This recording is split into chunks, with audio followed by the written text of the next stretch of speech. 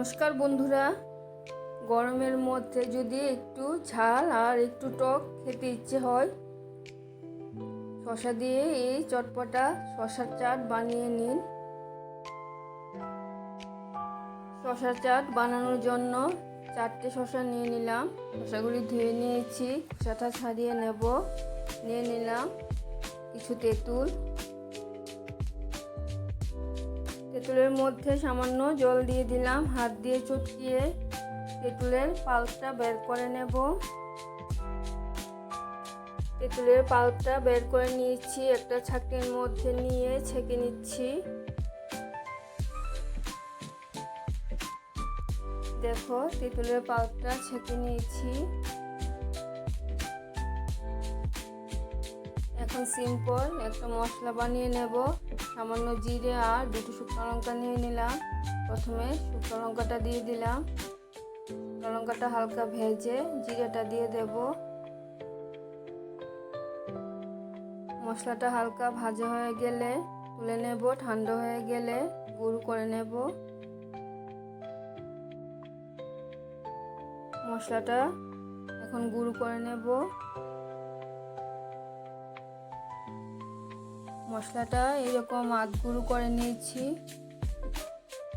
এখন শসাগুলি কেটে নিচ্ছি।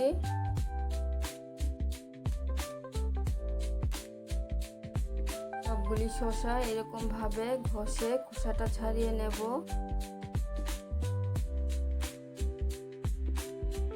যদি শসা একটু তেঁতু হয় তাহলে এভাবে ঘষে নিলে তেঁতু ভাবটা কম হয়ে যাবে। তাছাড়া কাটার সময় একটু খেয়ে নিলেও হবে। আজকে আমি শসার চাট রেসিপিটা বানিয়ে নিচ্ছি। আমার এক ইউটিউবার দাদা শসা চাটটা বানিয়েছিলেন, আমার খেতে ইচ্ছে হয়েছিল, তাই আমিও বানিয়ে নিচ্ছি। আমার বন্ধুরা, তোমরা সবাই দেখবে। সবগুলি শসার খোসা ছাড়িয়ে 4 ভাগ করে নিচ্ছি। টুকরো টুকরো করে কেটে নেব। তোমাদের যেরকম ইচ্ছে হয় শসাগুলি কেটে নেবে। আমি এরকম টুকরো টুকরো করে কেটে নেব।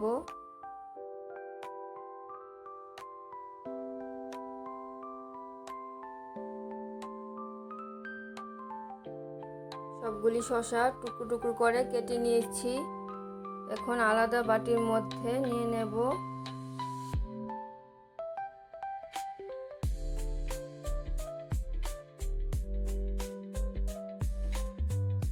সবগুলি শসা নিয়ে নিলাম।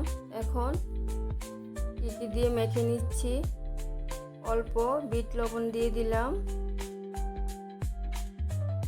আর অল্প সাদা লবণ দিয়ে দেব। এখন দিয়ে দেব ভাজা মশলাটা। জিরে আর শুকনো লঙ্কাটা ভেজে নিয়েছিলাম। এখন তেঁতুলের জলটা দিয়ে দেব।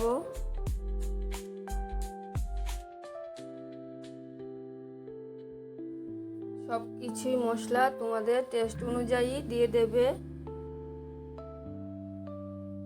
আর দিয়ে দিচ্ছি অল্প চাট মশলা। মশলাগুলি সব দেওয়া হয়ে গেছে। এখন সামান্য লেবুর রস দিয়ে দিচ্ছি। আর তোমরা যদি আরও বেশি ঝাল খেতে চাও তাহলে গোলমরিচের গুঁড়ো দিয়ে দেবে। এখন ভালো করে মেখে নেব।